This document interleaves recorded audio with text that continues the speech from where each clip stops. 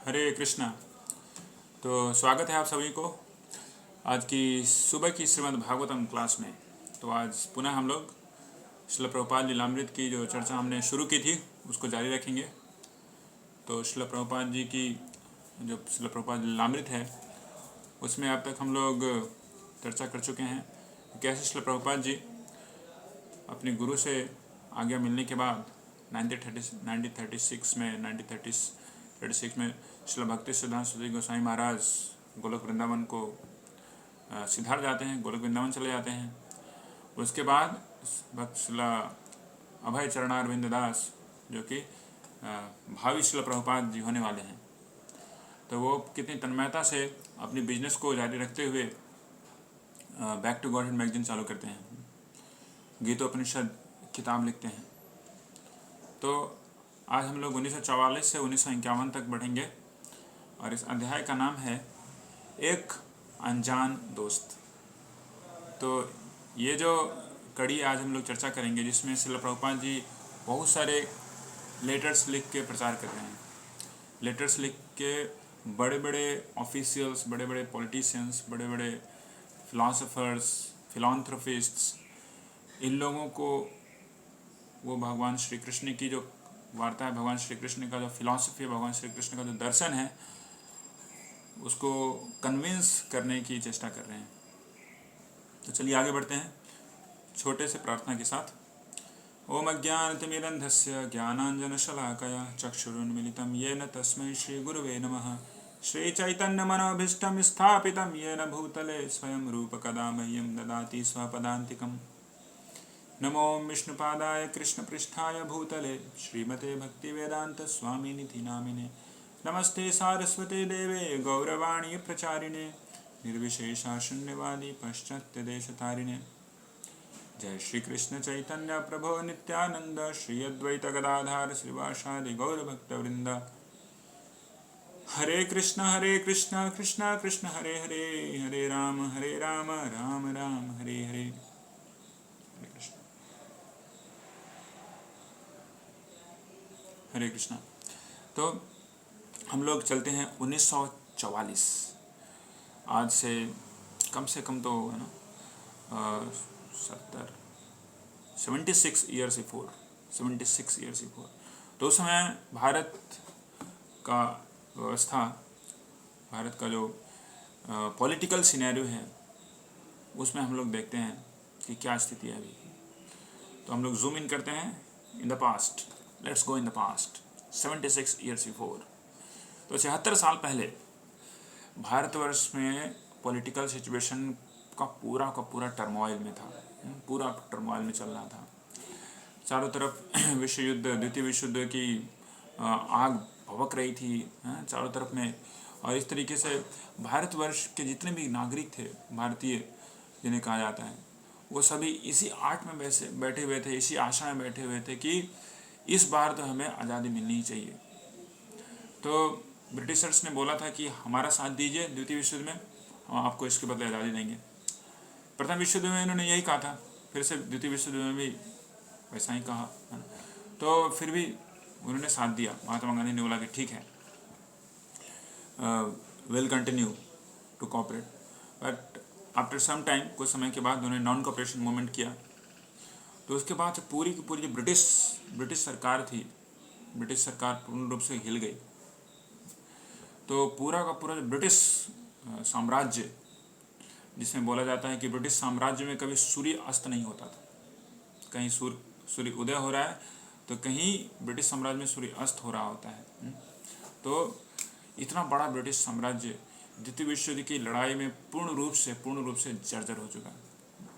तो उस समय भारतीय जो स्वराज आंदोलन था, स्वराज चाहिए का जो आंदोलन था बहुत ही जोर शोर में था। और श्री अभय चरणारविंद दास वो पूर्ण रूप से आश्वस्त हो चुके थे कि भले ही भारत का या फिर विश्व का पॉलिटिकल सिचुएशन कैसा भी हो, किसी के भी हाथ में हो, समस्या का जो जड़ है, जो कृष्ण भावना का जो अभाव है, वही समस्या का जड़ है। जब तक उसकी पूर्ति नहीं की जाएगी तब तक भले ही पॉलिटिकल सिचुएशन बदले, कुछ भी हो जाए, किसी के हाथ में जाए पॉलिटिकल बागडोर, कुछ भी नहीं होने वाला है। तो इस स्थिति में श्रीला अभय चरणारविंद दास, जो कि आगे चल के श्रीला प्रभुपाद जी होने वाले हैं, तो वो बैक टू गॉडहेड मैगजीन में लिखते हैं वहाँ का उस समय का भारतवर्ष का जो पॉलिटिकल सिचुएशन है उसको वो डिपिक्ट करते हैं कि कैसे जिन्ना पूर्ण रूप से अड़े हुए हैं कि हमें सेपरेट पाकिस्तान चाहिए, हमें सेपरेट पाकिस्तान चाहिए। और इधर से कांग्रेस पार्टी है जिसके प्रधान महात्मा गांधी है, वो बोल रहे हैं कि नहीं, हम यूनाइटेड भारत चाहिए हमें। और वो उनका तो पाकिस्तान और मुसलमान भाइयों के प्रति उनका जो सहानुभूति है वो बहुत ही फेमस कहा जाता है। तो ऐसी स्थिति में पार्टीशन की आग हर जगह फैल रही थी। पार्टीशन लोग मतलब कुछ जो समाज है वो पार्टीशन चाहती थी, और कुछ एक भारत को का नारा देने वाले लोग पार्टीशन नहीं चाहते थे। लेकिन अंततोगत्वा जिन्ना की जो लीडरशिप है उसमें सभी मुसलमान भाइयों ने बोला कि हमें पार्टीशन करना ही है, हमें पार्टीशन करना ही है। तो लेकिन कांग्रेस पार्टी बोले कि नहीं, अखंड भारत रहेगा। तो जिन्ना ने बोला कि ठीक है, 15 अगस्त को आपका इंडिपेंडेंस होगा, तो 16 अगस्त को हम लोग डायरेक्ट एक्शन डे के रूप में मनाएंगे। डायरेक्ट एक्शन डे, पूर्ण रूप से बवाल चलेगा उस दिन, अगर आप हमें इंडिपेंडेंट पाकिस्तान के रूप में अलग राष्ट्र नहीं देते हैं। तो अंततोगत्वा जो मुराद थी महात्मा गांधी की, अखंड भारत बनेगा, सहानुभूति रहेगी, वो उसकी तो धज्जियाँ उड़ गई, राइट हर जगह फैल, हर जगह कलकत्ता में और जितने भी जगह जहाँ पे हर जगह दो समुदाय के लोग हैं, हर जगह राइट फैला हुआ था। और अंततोगत्वा पाकिस्तान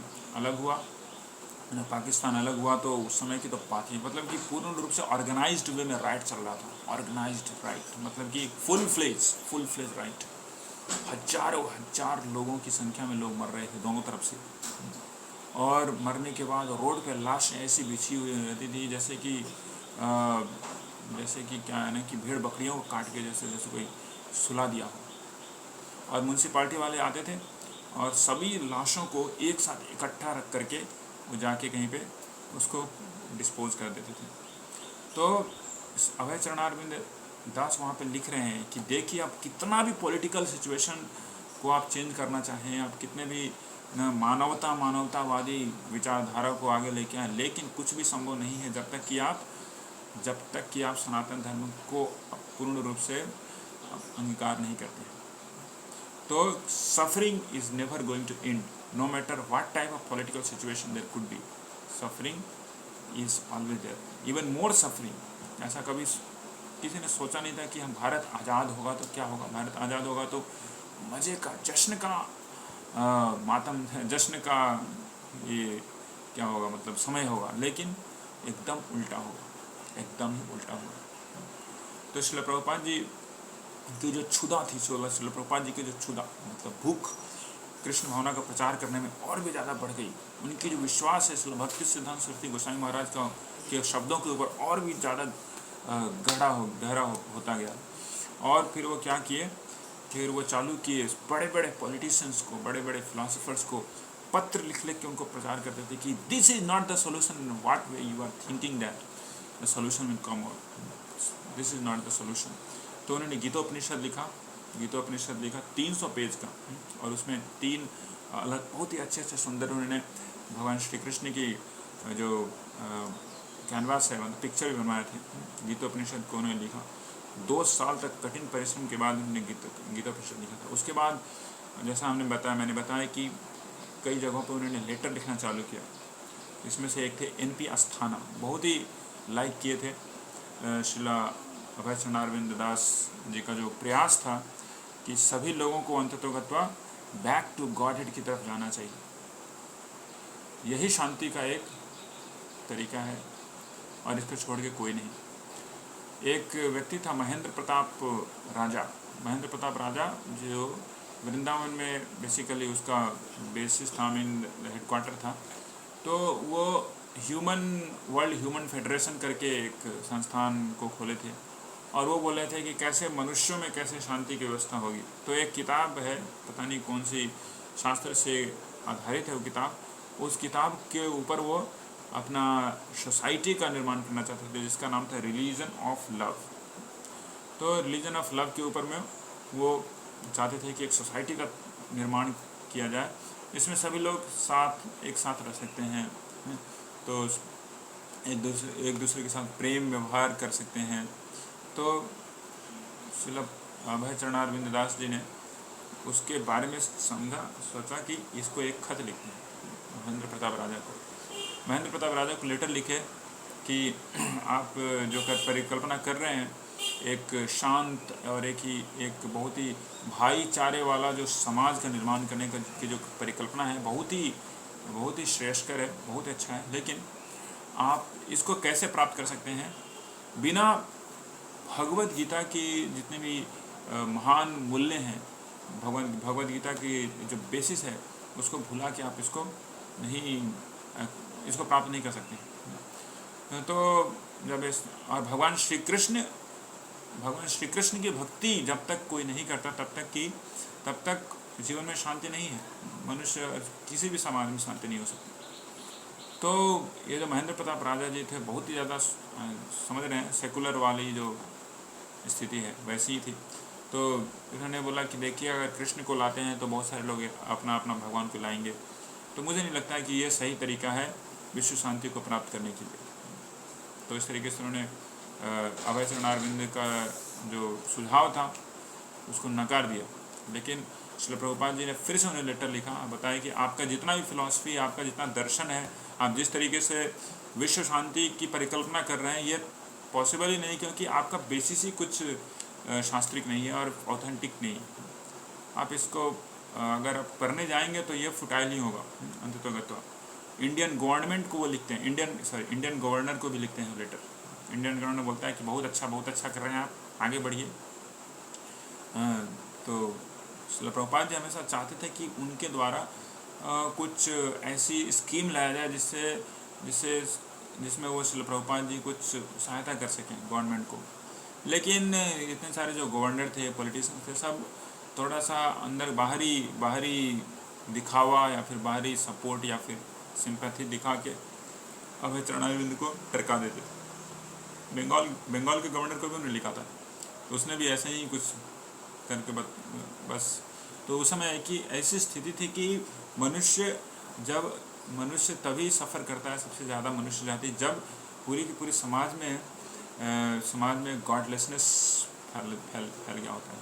तो हम लोग देख रहे हैं उस समय इतने सारे लोग इस देश से दूसरे देश, पाकिस्तान से बहुत सारे हिंदू लोग इंडिया आए, इंडिया से बहुत सारे लोग पाकिस्तान गए। तो बहुत सारे लोगों के पास घर बार नहीं है, किसी तरीके से जी रहे हैं, रिहेबिलिटेशन सेंटर्स में जी रहे हैं। तो रिहेबिलिटेशन सेंटर्स का बहुत बड़ा समस्या हो गया था। तो अभय चरणारविंद दास सोचे कि इनको हम सरकार को सुझाव देते हैं कि आप रिहेबिलिटेशन सेंटर में बहुत सारे गलत कार्य भी हो रहे थे, तो वहाँ पे श्रीमद् भगवद गीता का पाठ होना चाहिए और हरि कीर्तन होना चाहिए। तो किसी को ये जो सुझाव था वो भाया नहीं। तो लेकिन श्रील प्रभुपाद जी अनवरत प्रयास करते रहे, अनवरत वो अथक, मतलब कि थकते नहीं थे लेटर्स लिखने में, लोगों को सुझाव देने में। तो फिर से लास्ट में उन्होंने महात्मा गांधी को ही खत लिखा था, महात्मा गांधी को लिखा था, बहुत ही एलेबोरेट लेटर लिखा था जिसकी चर्चा लामित में किया गया है। तो लेटर क्यों लिखा था? क्योंकि Mahatma Gandhi was the most influential person then, most influential like anything. अभी भी इसका उतना नाम है, भारत के नोटों में भी वो छप चुका है, प्रत्येक लोगों के दिलो दिमाग में छप चुका है महात्मा गांधी। तो उस समय बहुत ही ज़्यादा उनका क्रेज़ था। तो उन्होंने सोचा कि क्यों ना महात्मा गांधी को सही में महात्मा की रास्ते पे लाने की चेष्टा की जाए। तो महात्मा गांधी को भी उन्होंने खत लिखा था। ऐसी स्थिति थी उस समय महात्मा गांधी की सबसे ज़्यादा फ्रस्ट्रू व्यक्ति था वो, one of the most frustrated people in India, specifically Bharat में। क्योंकि जो उसकी मंशा थी, जो उनकी इच्छा थी, सब के ऊपर पानी फेर दिया। सबके ऊपर पानी फेर दिया। देश के लिए उन्होंने इतना कठिन संघर्ष किया था, हिंदू मुस्लिम एकता के लिए कठिन संघर्ष किया था, नॉन वायलेंस के लिए कठिन परिश्रम किया था। लेकिन नॉन वायलेंस के लिए परिश्रम किया तो वायलेंस हुआ लाइक एनीथिंग। सोचा था कि यूनिटी होगा तो फर्स्ट क्लास डिसयूनिटी। उसके बाद जैसा उनका सोच था कि कैसे राष्ट्र का निर्माण होगा, समाज का निर्माण होगा, पंचायत व्यवस्था का स्थापना होगा, कुछ भी नहीं हुआ।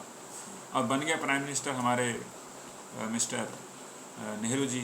अब तो जानते ही हैं सभी नेहरू जी के महान चरित्र के बारे में। और फिर वल्लभ भाई पटेल जी बन गए गृह मंत्री और वाइस प्राइम मिनिस्टर। तो ऐसी स्थिति में महात्मा गांधी की तरफ कोई नहीं देखता था। महात्मा गांधी के जो बड़े बड़े फ़ैन हुआ करते थे उनसे वो बात भी नहीं करते थे, उनको गालियाँ देते थे। अभी भी ऐसे बहुत सारे लोग हैं जो कि गालियाँ देते हैं। तो अभय चरणारविंद दास ने सोचा कि अभी एकदम सही समय है, लोहा एकदम गर्म है, अभी पीटने से ना कुछ तो फॉर्मेशन आएगा सो कॉल्ड महात्मा गांधी जी के ऊपर। तो उन्होंने खत लिखा, बहुत ही एलेबरेट खत लिखा। उसमें बताया कि देखिए महात्मा गांधी जी, आप बहुत ही फेमस आदमी हैं, आप महात्मा के नाम से प्रसिद्ध हैं, आपके लिए हृदय में श्रीमद् भगवद गीता के प्रति कितनी सहानुभूति है, श्रीमद् भगवद गीता से आप हमेशा कोट करते हैं।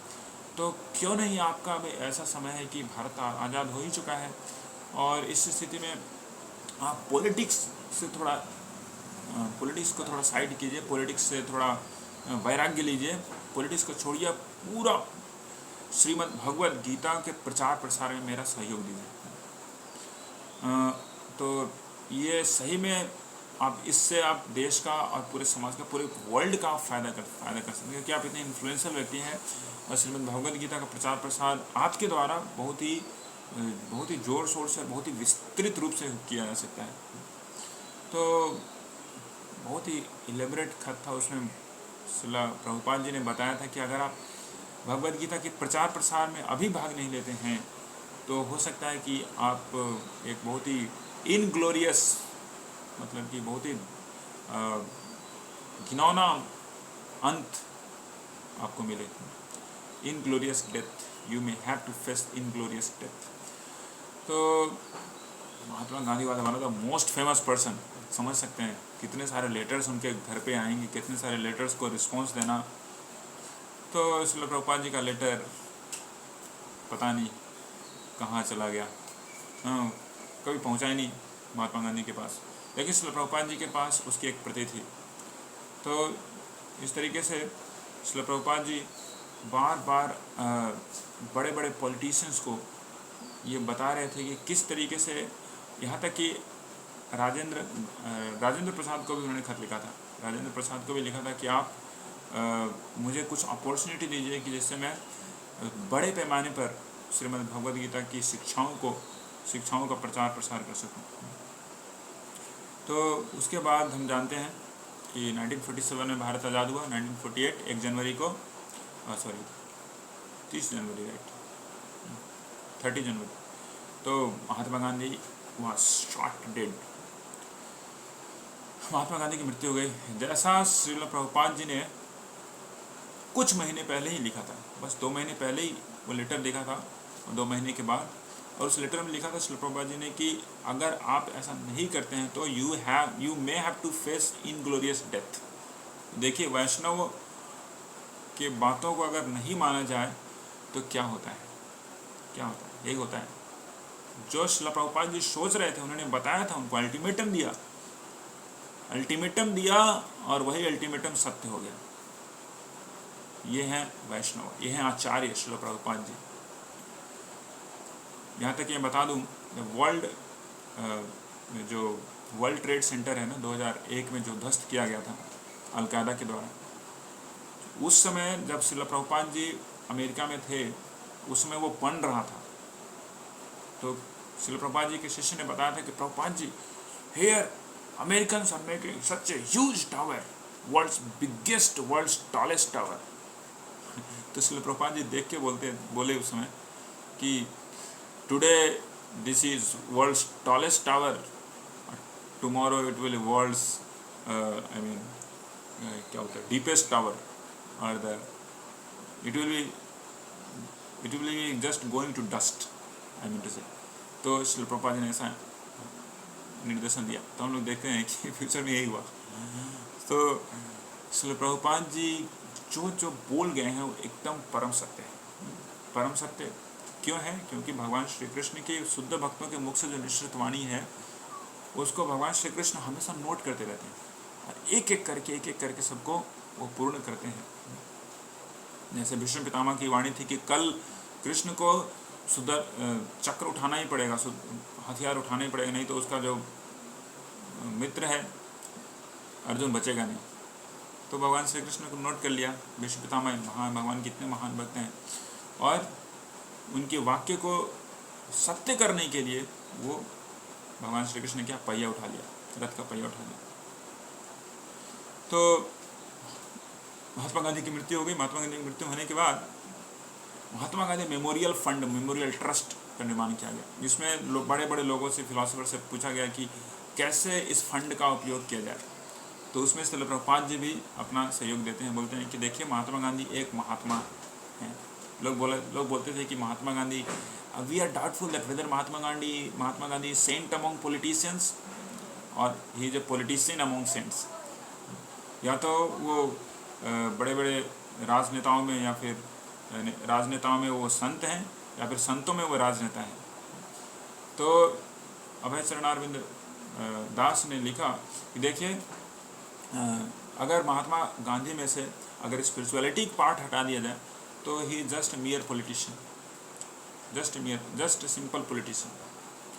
लेकिन स्पिरिचुअलिटी सेक्शन बहुत महत्वपूर्ण है, स्पिरिचुअल एस्पेक्ट। तो हमें उसके अनुसार महात्मा गांधी का जो मेमोरियल फंड है उसका उपयोग उसी तरीके से करना चाहिए। उन्होंने बताया था कि पहला सजेशन दिया था कि जितना भी मेमोरियल गांधी जी का बनेगा वहाँ पे डेली संकीर्तन होना चाहिए। पहला चीज़, हर जगह जहाँ पे गांधी, अब हर जगह गांधी गांधी गांधी, गांधी रोड, गांधी मैदान, गांधी मेमोरियल, गांधी, हर जगह गांधी गांधी देख रहे हैं। लेकिन ये श्रील प्रभुपाद जी का ये मानना था, श्रील प्रभुपाद जी का सजेशन है, जहाँ पे भी गांधी मेमोरियल हो रहा है वहाँ पे हरि कीर्तन का एक सिस्टम बनाया जाना चाहिए, सरकार के द्वारा फंडेड होना चाहिए। और दूसरा उन्होंने बताया था कि मंदिरों का निर्माण करना चाहिए, क्योंकि गांधी जी भी वैष्णव सॉन्ग गाया करते थे। वैष्णव जन तो तेने कहिए पीर पढ़ाई जाने रे, ऐसा करके वो सॉन्ग भी गाया करते थे। तो अभय चरणारविंद दास जी ने उनको लिखा कि आप मंदिर बनाइए, ऐसे ऐसे इंस्टीट्यूशंस बनाइए जहाँ पे भगवद गीता का शिक्षण हो सके, ट्रेनिंग और एजुकेशन हो सके। महात्मा गांधी जी हरिजन का उत्थान, हरिजन लोगों का उत्थान करने के लिए सोचा करते थे।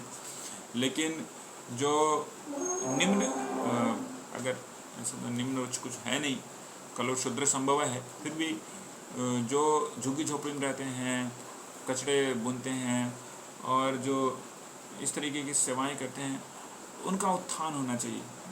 लेकिन श्रील प्रभुपाद जी ने बताया कि उनका उत्थान सिर्फ नाम देने से नहीं होगा, उनका उत्थान सिर्फ हरिजन बोल देने से नहीं होगा कि वो हरिजन है।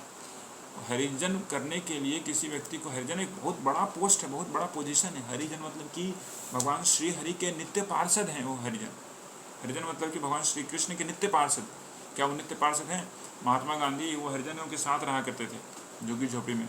तो उससे क्या हरिजन का जो जीवन की जो शैली थी वो क्या बदल पाई थी? बिल्कुल नहीं बदल पाई थी। तो वो चाहते थे कि इन लोगों का एजुकेशन होती, जब एजुकेशन होगा भगवद गीता के बारे में, लोग समझेंगे, सुनेंगे कैसे भगवान श्री कृष्ण की भक्ति हर जगह किसी भी स्थिति में की जा सकती है, तभी कोई हरिजन बन सकता है। बस टैगलाइन लगाने से हरिजन नहीं होता कोई। लेकिन अभी ऐसी स्थिति कि हरिजन बोलने से पता चलता है कि वो someone who of very less, I mean lower form of life style. तो उल्टा ही कुछ ऐसा हो गया। तो श्रील प्रभुपाद जी इस तरीके से उनका विज़न था इंडियन इंडिपेंडेंस के बाद। लेकिन क्या कर सकते हैं, उस समय की सरकारें ऐसी थी, लोगों की मानसिकता ऐसी हो चुकी थी कि श्रील प्रभुपाद जी की बातों को उन्होंने बिल्कुल ध्यान नहीं दिया। तो श्रील प्रभुपाद जी सोच रहे थे कि हम भगवद गीता का जो एक उन्होंने प्रति बनाई थी गीतोपनिषद, उसका पब्लिकेशन करेंगे। तो वो एक बार बिजनेस के दौरान ही मदुरई पहुँचे, मदुरई साउथ इंडिया पहुँचे। तो वहाँ पे एक व्यक्ति से उन्हें मुलाकात हुई जिसका नाम था मुथुस्वामी शेट्टी, मुथुस्वामी शेट्टी। तो वो भी शिला प्रभुपाद जी के साथ कुछ बिजनेस में कुछ युक्त थे। तो मुथुस्वामी जी का परिचय था एक बहुत बड़े पैसे वाले, बहुत बड़े धनवान व्यक्ति जिसका नाम था मिस्टर अलगप्पा। मिस्टर अलगप्पा को उस समय बोला जाता था कि he is the Birla of south. तो इस तरीके से मुथुस्वामी ने बोला कि मैं अलगप्पा जी को बोलूँगा कि आपकी जो भगवद गीता है उसका पब्लिकेशन का सारा खर्च वो वहन करेंगे। तो बात हो गई थी सब कुछ। अलगप्पा जी बोले कि हाँ बिल्कुल, इतना अच्छा आपने किताब लिखा है गीतोपनिषद के ऊपर, तो इसको हम बिल्कुल फाइनेंस करेंगे। उसके बाद जब शिला प्रभुपाद जी वो पहुँचते हैं लखनऊ में, तो पता चलता है कि जो प्रति है, वो जो भगवद गीता का जो कॉपी है गीतोपनिषद जिसको उन्होंने लिखा था, वही गायब है, मिल ही नहीं रही है। तो वैसी स्थिति में सारा का सारा जो उनका किया गया जो पूरा स्वप्न था वो पानी में चला जाता है। तो इस तरीके से शिला प्रभुपाद जी अथक प्रयास कर रहे हैं किस तरीके से शिला भक्ति सिद्धांत सरस्वती गोस्वामी महाराज की जो वचन है, उनके जो संदेश हैं, शिला भक्ति सिद्धांत सरस्वती महाराज का जो उनको आज्ञा मिला है उसको वो कार्यान्वयन में ला सकें। उसके बाद 1949 में शिला प्रभुपाद गौड़िया मठ की पत्रिका, गौड़िया पत्रिका के ऊपर लिखते हैं, गौड़िया पत्रिका में लिखते हैं। और उस समय के जितने भी करंट इशू हो रहे होते हैं उसके ऊपर वो प्रकाश डाल के इस तरीके से गौड़िया पत्रिका में वो रेगुलर एडिटर के रूप में वहाँ पे सेवा देते हैं। तो हम लोग आगे बढ़ते हैं। तो हाँ, अमृत बाजार पत्रिका में भी अमृत बाजार पत्रिका एक बाहर की पत्रिका है। तो उससे वो पढ़ के उसके ऊपर जितने भी कंटेम्प्रेरी इशूज हैं उसके ऊपर शिला प्रभुपाद जी लिखते हैं। किसमें? गौड़िया पत्रिका में। तो गौड़िया पत्रिका में लिखते हैं कि देखिए अभी जालियांवाला बाग कांड नहीं हो रहा है, अभी बड़े बड़े ऐसे नरसंहार नहीं हो रहे हैं, लेकिन अभी क्या हो रहा है, हम लोग इंडिपेंडेंट होके नरसंहार कर रहे हैं, इंडिपेंडेंट होके अपने ही घर में हम खुश नहीं हैं। क्यों खुश नहीं हैं? क्योंकि हमें पता नहीं है कि हम इस मटेरियल नेचर की क्लच से कैसे निकलें। मटेरियल नेचर के क्लच में अगर हम हैं तो किसी भी व्यवस्था में, कोई भी पॉलिटिकल सिचुएशन क्यों ना हो, हम सफरिंग करेंगे, दुख खाएंगे, इसका कोई दूसरा उपाय नहीं है। We are suffering, Indians are suffering the karma of their own, that's why there is problem. तो इस तरीके से एक समस्या आ रही है, एक समस्या जा रही है, फिर दूसरी समस्या आ रही है। तो इस तरीके से समस्या के बाद समस्या, समस्या के बाद समस्या। इस समस्या का बस एक ही उपाय है, कृष्ण भावना, कृष्ण भावना का प्रचार और कृष्ण भावना का अपने जीवन में उसको स्वीकार करना। इसको छोड़ के कोई दूसरा उपाय नहीं है। तो इस तरीके से शिला प्रभुपाद जी वो पत्रिका में लिखते हैं। 1950 से 1951 में शिला प्रभुपाद जी लिखते हैं Indian Congress of cultural freedom को लिखते हैं, president of India president Rajendra Prasad को भी लिखते हैं, और विदेशों की पत्रिकाओं में भी वो लिखते हैं, विदेश के पत्रकार को भी लिखते हैं। और जिसमें से एक का नाम यहाँ पर मैंने नोट किया था, वर्ल्ड पैसिफिक कमेटी को लिखते हैं। वर्ल्ड पैसिफिक कमेटी के जो एडिटर हैं उनको वो लिखते हैं कि आप कैसे मेरी भी कुछ जो राइटिंग्स है उसको आप अपनी पत्रिका में एक्सेप्ट कीजिए। अमेरिकन रिपोर्टर एक पत्रिका है, उसमें आप वो एक्सेप्ट करने के लिए लिखते हैं। उसका नाम होता है डैनियल बेली। तो इस तरीके से शिला प्रभुपाद जी विदेशी पत्रिकाओं में भी वो अपना स्वीकृति लाने का प्रयास करते हैं।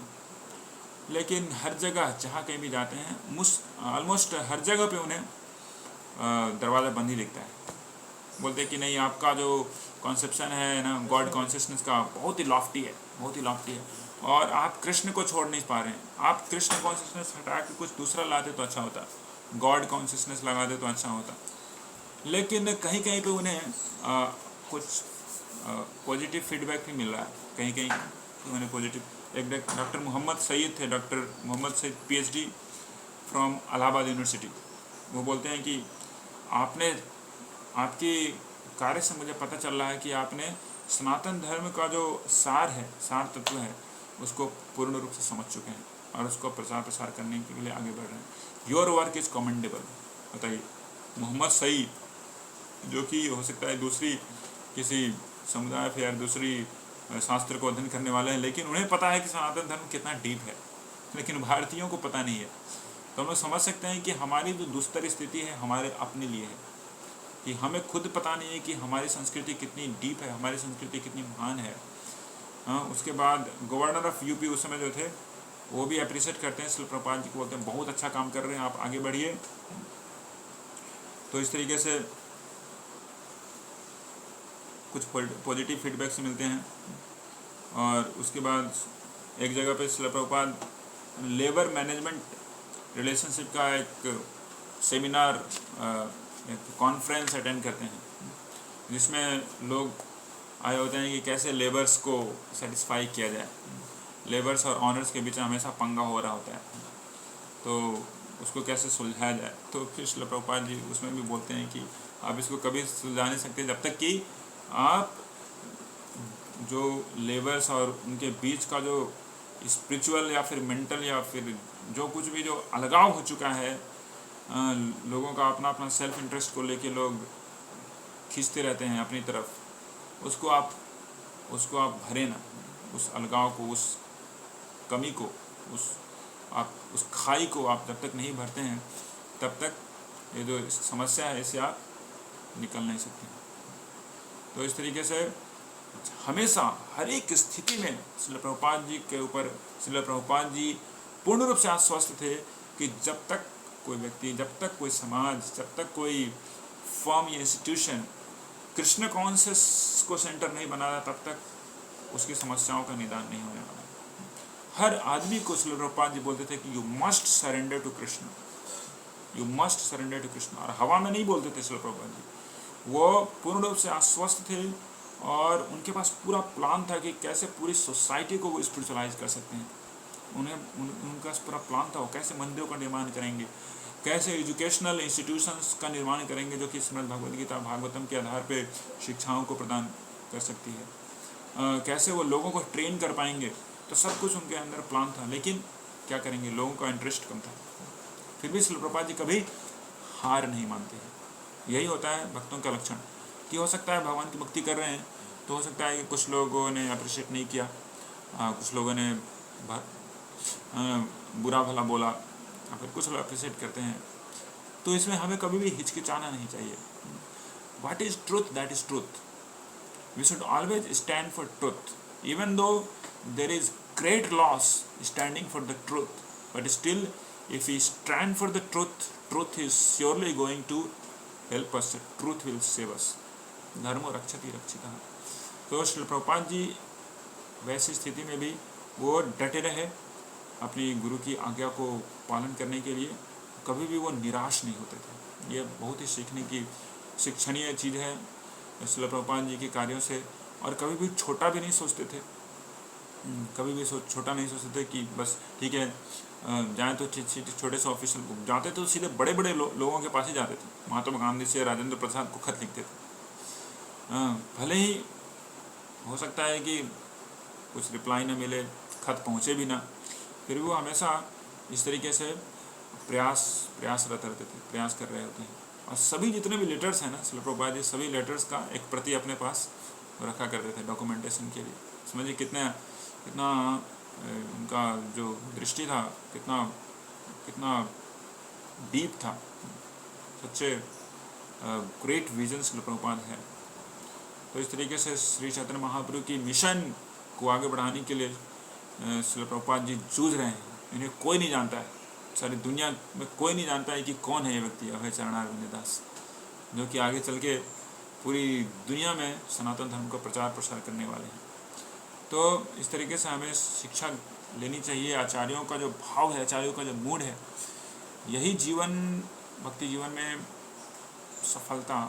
में सफलता की एक कुंजी है कि हम कैसे आचार्यों के भाव को, आचार्यों के जो स्ट्रगल को, आचार्यों की जो आत्मीयता है, उनके गुरु के प्रति, श्री चैतन्य महाप्रभु की शिक्षाओं के प्रति उसको हम कैसे अपने हृदय में आत्मसात करें, यही एक पंथा है जिससे हम लोग अपना जीवन भी सफल कर सकते हैं और हमारे संसार में और जितने भी व्यक्ति आएंगे उनके उनके जीवन को भी सफल करने में हम लोग एक इंस्ट्रूमेंटल रोल अदा कर सकते हैं। तो बहुत बहुत धन्यवाद। आज हमने देखा कि कैसे श्रील प्रभुपाद जी 1944 से लेकर 1951 तक उनका जो जर्नी है लोगों को कन्विंस करने का भगवत धर्म के प्रति और लोगों को सारी समस्याओं का समाधान भगवत धर्म से आएगा उसके प्रति कन्विंस करने का जो उनका जो कठिन संघर्ष है उसके ऊपर हमने चर्चा किया। और इसमें मैंने पाया कि कैसे श्रील प्रभुपाद जी किसी भी स्थिति में भले ही लोग कुछ भी समझे, कुछ भी सोचे, बुरा भला करे, कुछ भी बोले, वो कभी भी हार नहीं माने, क्योंकि वो उन्हें पता है कि वो किन की सेवा कर रहे हैं। उन्हें पता है कि वो भगवान श्री चैतन्य महाप्रभु की सेवा कर रहे हैं, अपनी गुरुदेव श्री भक्ति सरस्वती गोस्वामी महाराज की सेवा कर रहे हैं। और इस स्थिति में वो कभी भी कठिन परिस्थिति से वो हार नहीं माने, हमेशा जूझते रहे और बहुत ही बड़े से बड़े पैमाने पर उन लोगों को कृष्ण भक्ति में लाने हेतु या फिर कृष्ण भावना का प्रचार प्रसार करने हेतु हमेशा इंस्पायर करते रहे। तो आज हम लोग यहीं पे संपूर्ण करते हैं आज की कथा को। अगले सप्ताह से आगे हम लोग देखेंगे कैसे श्रील प्रभुपाद जी के जीवन में फिर से एक नया ब्रेक थ्रू आता है। श्रील प्रभुपाद जी एक ब्रेक थ्रू लेते हैं जीवन में और उनका जो प्रचार भी एक ब्रेक थ्रू के स्टेज से आगे बढ़ता है और फिर वो संन्यास लेते हैं, संन्यास ग्रहण करते हैं। तो ये सब आगे की कथाएं हम लोग अगले सप्ताह से जारी रखेंगे। तब तक के लिए बहुत बहुत धन्यवाद। हरे कृष्णा कृष्ण कृष्ण हरे हरे, हरे राम राम राम हरे हरे। श्रील प्रभुपाद की जय। बहुत प्रेमानंदे। हरि हरि बोल।